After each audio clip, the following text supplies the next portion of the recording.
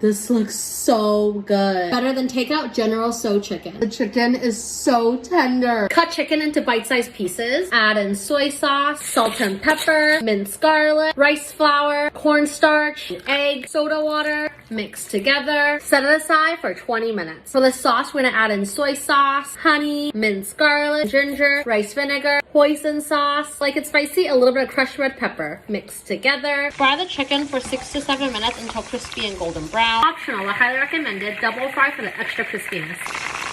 Drizzle in the sauce, cornstarch and water mixture. Mix together.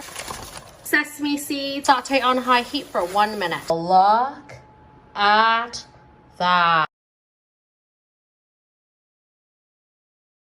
Why buy takeout when I can show you how to make it better? Let's make Beijing beef. This thing is not sharp enough. Oh yeah, much better. You mince your garlic. Peel some ginger with a spoon. This should be the only way to peel your ginger, otherwise you're wasting way too much. It's nice and clean, and now we grate it. Dice your bell peppers into bite-sized pieces, and same thing with your onions. Thinly slice your flank or skirt steak, just like this. Let's marinate the meat with some cornstarch, baking soda, salt, sesame oil, garlic powder, and a splash of water. Give it a good mix and make sure everything is evenly coated. Now let's make the sauce with some oyster sauce, hoisin sauce, soy sauce, rice vinegar, ketchup, and if you don't like it, I'm sorry, sugar, and as much chili flakes as your heart can handle. I like mine spicy. Give it a good mix and let's take it to the stove. Now to some hot oil, fry your beef. After a few minutes, strain your beef. Now let's put it all together. Add in your onions and bell peppers. Add in your garlic and ginger. This smells amazing. Now add in your sauce. Get every last drop. Toss in your beef. Give it a good toss. And we're ready to eat. This right here is a winner. Oh my goodness.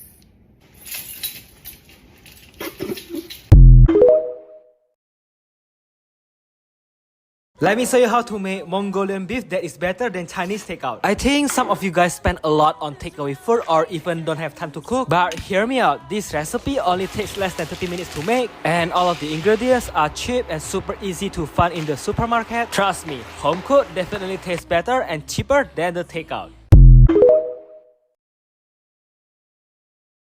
You can't lie that these beef and broccoli noodles look amazing. So let's make it. Start by getting your steak and thinly slicing it, and then we're gonna go ahead and marinate it with some soy sauce, white pepper, cornstarch, and hoisin sauce. Give it a quick mix and allow it to marinate for 30 minutes. For the sauce, it's simple. All you need is soy, dark soy, hoisin, water, cornstarch, sugar, and white pepper, and give it a good mix so there's no lumps. For the broccoli is one whole head sliced to small pieces. Now you're gonna get your chow mein noodles and you're gonna boil those for 6 minutes and then drain them.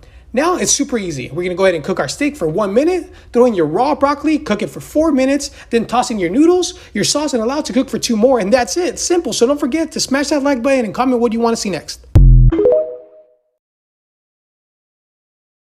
Check out this beef and broccoli I made. The meat is tender. This dish is full of flavor with a bunch of veggies with a nice sauce that you could pour over some rice. Mix together some soy sauce, chicken broth, brown sugar, dark soy sauce, a little bit of oyster sauce, white pepper, honey, rice cooking wine, and sesame oil. All of the measurements for these ingredients can be found on my website, link in bio, uniqueeats.net. I minced up some fresh garlic, and this is some fresh ginger that I'm about to mince. Then I sliced up a couple carrots to throw in there, along with my fresh broccoli. It should look like this. So I'm cutting my skirt steak against the grain. You see these long fibers that run down the meat? Make sure to cut in the opposite direction when slicing the meat. This will break up some of those muscle fibers when it's time to actually eat. This will make sure the final product won't come out all tough and hard to chew.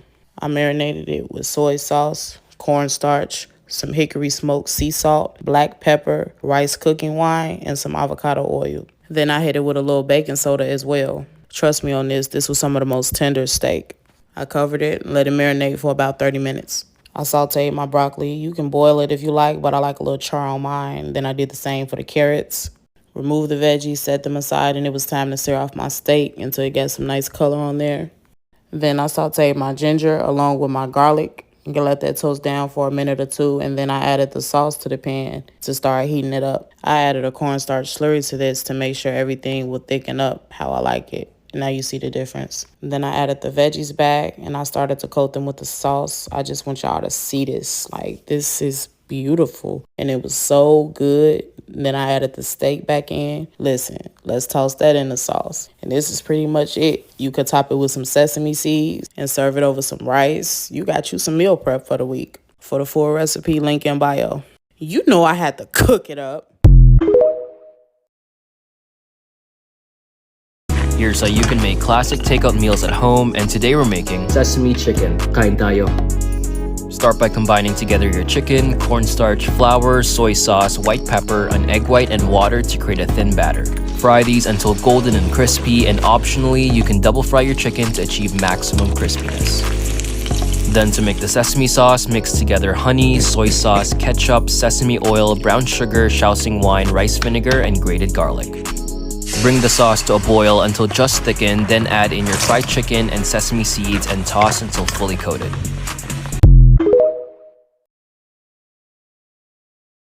Hey y'all, so as promised, I'm going to show you all how I made this sesame chicken. I love making Chinese food, so if you do too, this is the recipe for you. So I used tenders and I cut them into unequal sizes. To them, you'll add soy sauce, 1 egg white, black pepper, white pepper, cornstarch, and water to create the paste.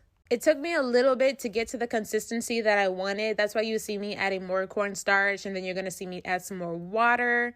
But the consistency we're going for is almost like a thick paint. You definitely don't want it too runny to where it's dripping off of the chicken. Then in some oil, a little over medium heat, you're going to add all of your chicken. Since the pieces are small, they're definitely not going to take too long to fry. You could also double fry them if you want extra crisp. For the sauce, a cup of soy sauce, a 1/3 cup of honey, a 1/4 of white vinegar, the juice of an orange, some of its zest, 1/3 cup of sugar. You're going to get that to a light boil on the stove, and then you're going to add your slur mixture, which is water and cornstarch, to thicken it. Once it is thick, you can go ahead and add all your chicken and get it all tossed up. And this is where you can add some sesame seeds because you are all done here. I served this over some white rice and it was so good. As always, give this recipe a try and let me know. Okay, bye. Papa T is going to show you how to make orange chicken. Perfect. Very yummy. We would literally spend hours trimming and cutting hundreds of pounds of chicken. Right, Dad? Yeah. Okay, done cleaning. Chop it.